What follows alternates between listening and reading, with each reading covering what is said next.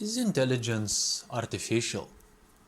Well, this is a cute question, and well, it kind of feels that it came from the mind of a Westerner because Western society is poisoned already with all sorts of imagination instead of discovery and acceptance.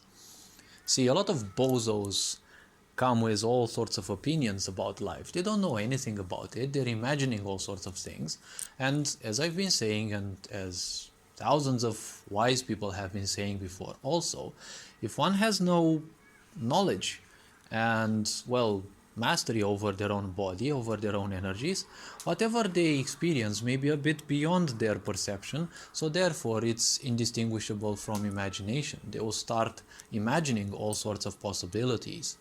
See, artificial intelligence doesn't have to be the forefront of everyone's life.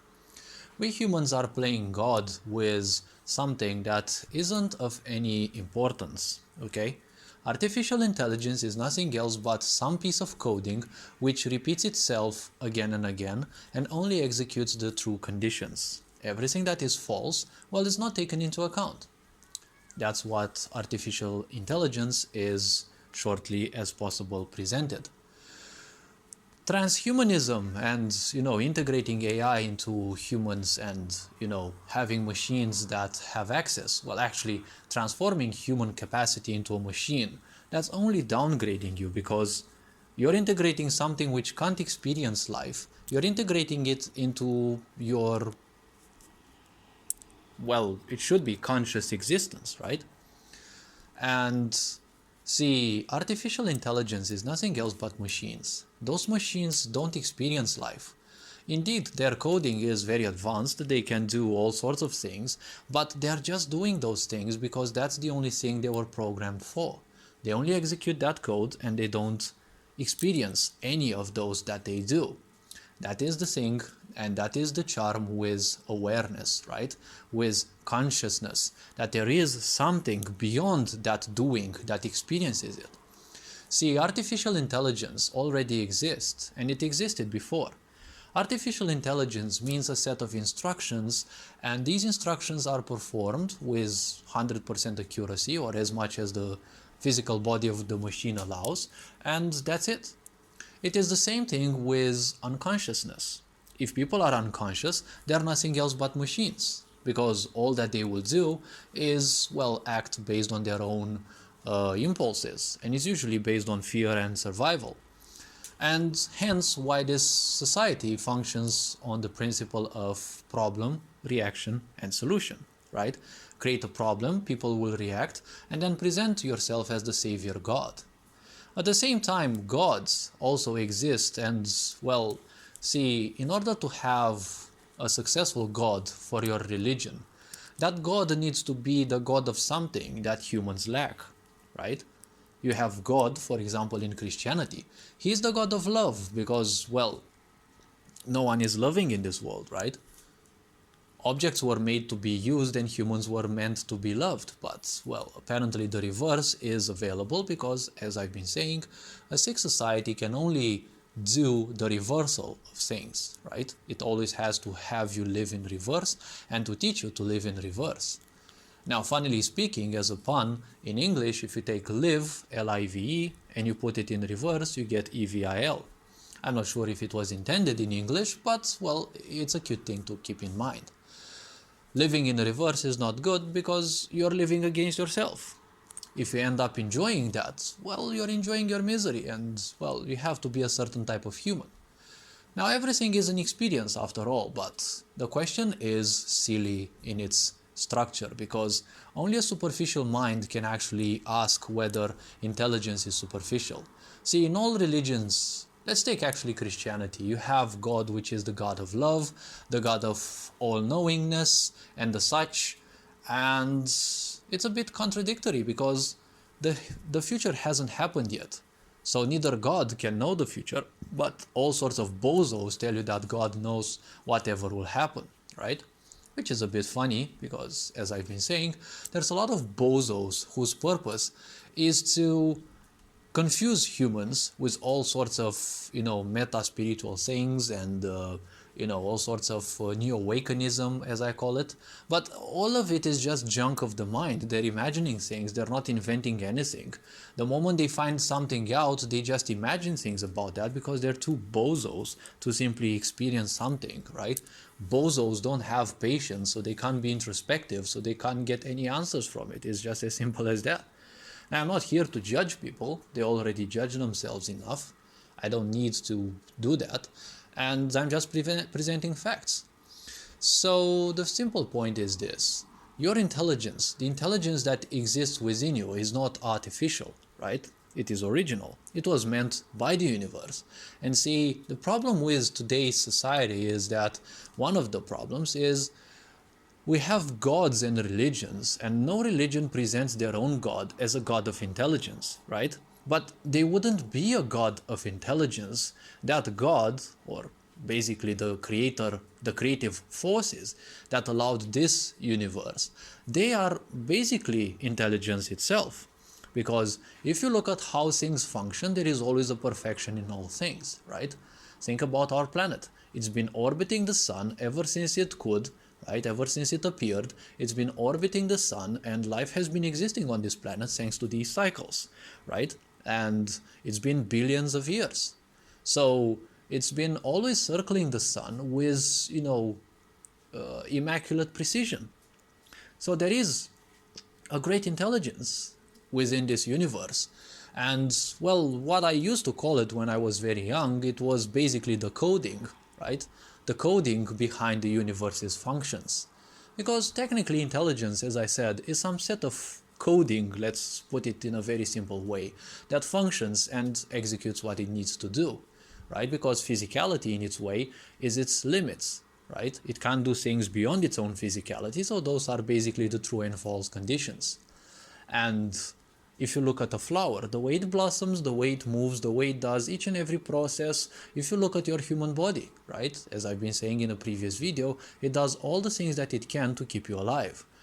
And no one ever takes into account, just for 1 minute, what processes your human body does each and every second, right? The cleansing of your liver, of your heart, neurons doing their own things, how many impulses they send, how they feed, how they, how the body breeds other neurons and the such, and all the thousands of processes that the body does, right? There is a huge amount of intelligence behind everything.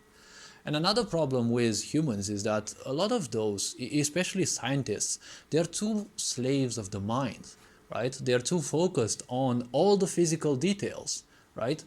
If you take a scientist and you present them a tree and ask them what tree is that, they will tell you all sorts of details, right? About the type of leaves, basically things that you can also see. Some of them which most likely you won't be knowing, but they will tell you about age, they will tell you what age it is based on how thick its trunk is, or at least an approximate guess. They will tell you type of leaves, all sorts of classifications, and all of these are ultimately needed only by the slaves of the mind, right? But the main thing that they're actually missing two things, is the life of that tree, right? Because in a consumerist society, everything is a resource that must be used. But people forget that when you use things from nature, you also should be returning. Because if you don't return, well, you're going to be the one who suffers in the end. And, there will always be the only variable remaining in a world without resources is a war for any possible resource that may be still used, right? And we obviously wouldn't want that. It's not that we don't have enough of those already. So, see, is intelligence artificial? Just because we have created artificial intelligence, it doesn't mean that it should be the most important thing or the greatest creation. See, artificial intelligence, it means that is intelligence that is replicating the bigger intelligence of this universe. Okay? Technically, it is the same, because when you have a machine, it doesn't experience life, it just does its own coding.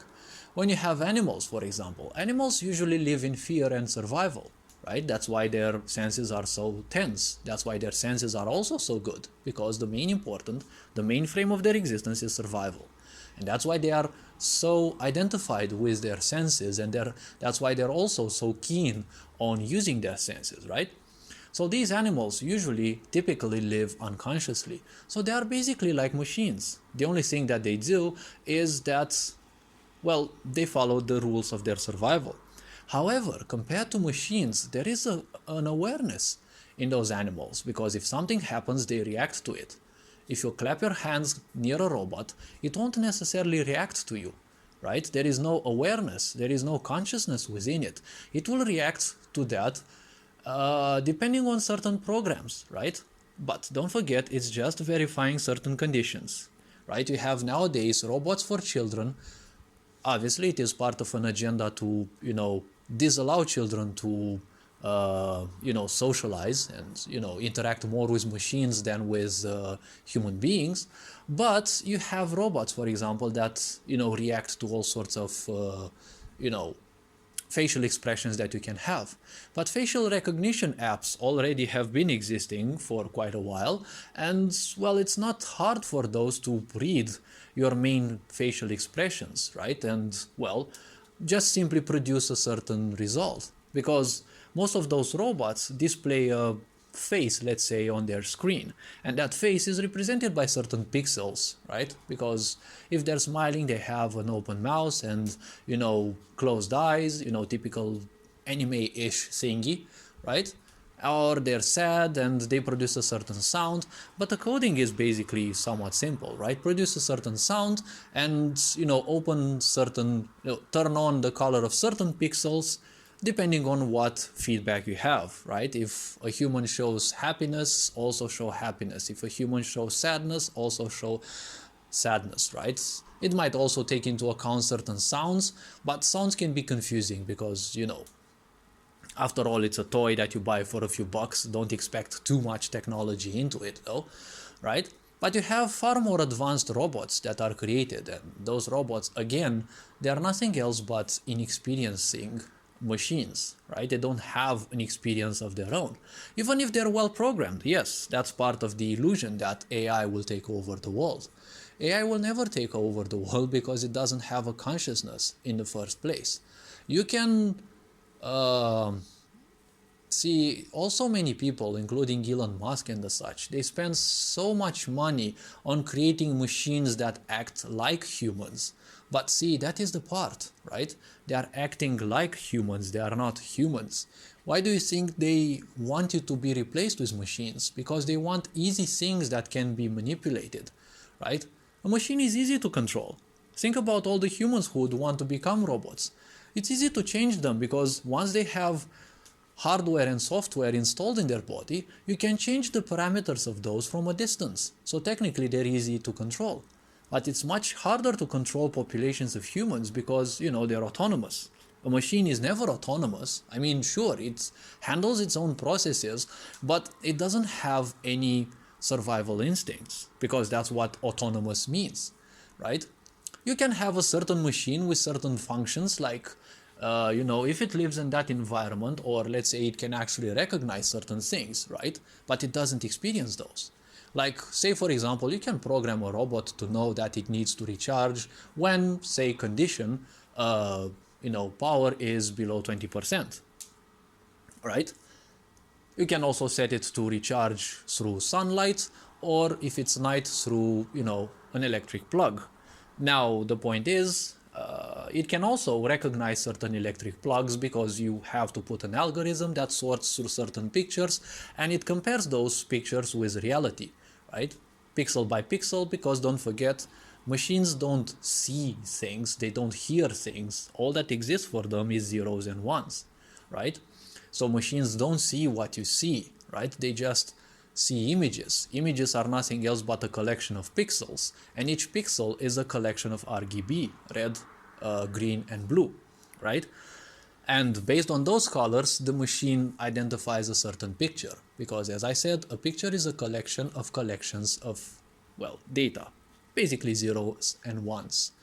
So it's not experiencing anything, right? If you create a different type of plug right? Which looks completely different than what it has in its algorithm. It's not going to be adaptable, right? Because intelligence has this aspect, right? Has this aspect of adaptability. Because the first life forms were very simple, but the intelligence of this universe made it that life always progressed. Look, for example, at all the predators. Each of those is a perfect, excellent killing machine, right? Take, for example, our submarines. We've got so much technology, so much detection and the such. But ultimately, a shark, in a way, can be much better, right? Because it has the same devices, the same technology in its own body, right? Think about a submarine. It has also many ways of detecting other submarines, but in order to do that, you also ping yourself out because your radar sends waves that have to be deflected of a certain surface and get back to you in order to detect that, right? Even if you detect nothing, you're still pinging your position, right, through the radar. The shark isn't doing that. For example. And when it comes to prey, well, submarines can be changed in such a way that, well, with sufficient technology advances, you may not be able to detect it with other certain radar types. But a shark is capable of detecting blood from such a long distance, right? That is part of the intelligence of this universe, right? No one ever said that God is a God of intelligence as well, because if God was strong enough and wise enough to have created this universe the way it is, obviously they are also a God of intelligence, not only of love. They are mainly a God of intelligence, because having created this world, see, when you create a world, that world functions basically in the same way, right? Say you create a video game. That is technically a different world. It's not a different reality. It's a different world, let's say. It's a cybernetic world, and everything that happens in it happens only to the extent of its coding, right? Nothing changes, always the same exact thing based on its own coding, even with randomization, because randomization is nothing else but, a certain set of possibilities and you choose one or a few of those. But it's still something fixed, right? It's just that there is a bigger or smaller amount of possibilities, right? And it gives a sense of realism, but ultimately it's just that. A set of possibilities amongst which a few or one only is chosen or are chosen. So God didn't only create this universe, it gave it a certain way of being, right? That idea of consciousness, of awareness, right? Because plants have their own life, they are doing their own things, they are experiencing that, right? Animals, they are experiencing life, even if they are fully based on their survival point, right? The point is, well, they are highly interested in their survival, but at the same time, they're also focused on experiencing, right? A dog is experiencing each moment as if it may be the last. Same with a cow, same with all animals. The problem with us humans is that, well, we're more like human beings. Well, we're more like human doings instead of beings, but, well, see, I can take this video much longer, and, well, I'd like to wrap it up in here. All this being said, hopefully this video was introspective. Don't fall for all of these bozos telling you all sorts of confusing things. Their purpose and their idiocy should be a message to you that you should become introspective yourself and find these answers, because it's hard to find in the Western world people who are introspective and who can give you certain answers, but in such a way that they make you be curious about more, instead of just giving you a fixed answer, also as if it would be the only answer, right? We haven't lived in that vibration for too long. It would be high time we humans open our minds and open our eyes and actually start creating a better world. Because better worlds can be created through imagination, but look at what our imagination is creating. We are creating only post-apocalyptic worlds and games. Is this really what you want your children to see and like about this world? And worse above all, want about this world? A post-apocalyptic dystopia? Well, such nutcases shouldn't be enjoying freedom, I'd say. All this being said, take care, Happy New Year, and, well, enjoy life. All this being said, Ferenc Board signing out.